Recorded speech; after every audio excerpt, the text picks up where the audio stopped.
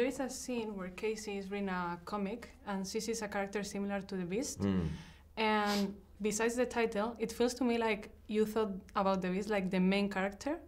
Like I thought about what? Like the Beast is the main character. Like I see. If this movie was a comic, was based on a comic, it would be a Beast comic. What do you think about it? Well, he's the one in this movie that David and Elijah are kind of fighting over. And whose loyalty, where will he go, is the question. You know, in my mind, I almost had a sense of like they were fighting over his soul, essentially. Because I reference his character, the Beast, as being kind of the dual character in comic books, where he could be good or he could be bad. And then you really need to kind of, wherever he leans, you know, wherever his influence is coming from, this is where he's going to go. I mean, he is the answer to some extent, because if he is real, then Mr. Glass's theory is correct, and then David is in big trouble. Unbreakable was conceived as a trilogy, but did you have this psychological point of view in mind from the beginning? I definitely in Split, I had the psychiatrist as a main character, and then I wanted to continue that motif in Glass. And when I thought of kind of the idea of this One Flew Over the Cuckoo's Nest approach to the movie, it felt very satisfying because I want to kind of subvert your expectations. I know like Glass is going to go out and compete against the Marvel movies, but I want it to feel very different than those movies. You know, it should be a comic book movie and a thriller, a psychological thriller, and very strong psychological thriller. In Glass, we also discovered a surprising connection between David and Kevin. So again, did you have this on mind from the beginning? You know, that I can't remember where I came up with that idea. That I'm not sure at what point. It was somewhere in the middle, I think, you know, in the process of creating these movies. There is a lot of expectation because of the return of David and Elijah.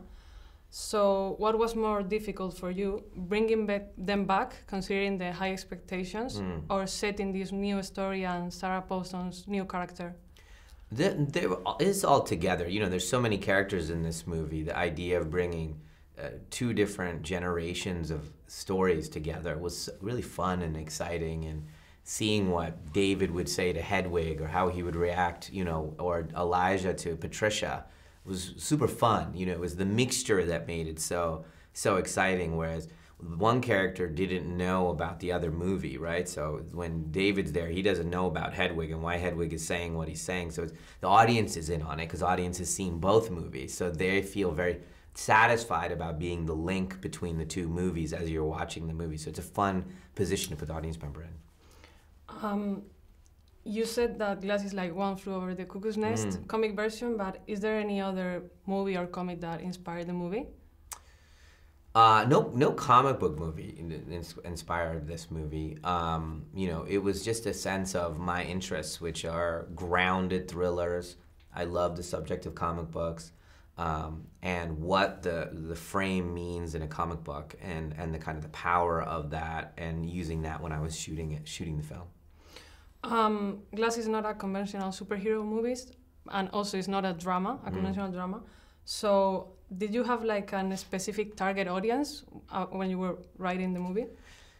Well, you know, comic books appeal to everybody. So, you know, really we were kind of going for all groups. One of the fun things about the final movie is that it has many generations in it. It has, you know, the Bruce and Sam generation, and then it has the Sarah James generation. Then it also has the Anya and Spencer who plays the son, his generation. So it's fun, you know, and it's pretty diverse, and it has equal male-female characters. So it's really a fun exercise to find what your way is into the movie. Was it difficult to guide Samuel L. Jackson and Bruce Willis through their characters 20 years later?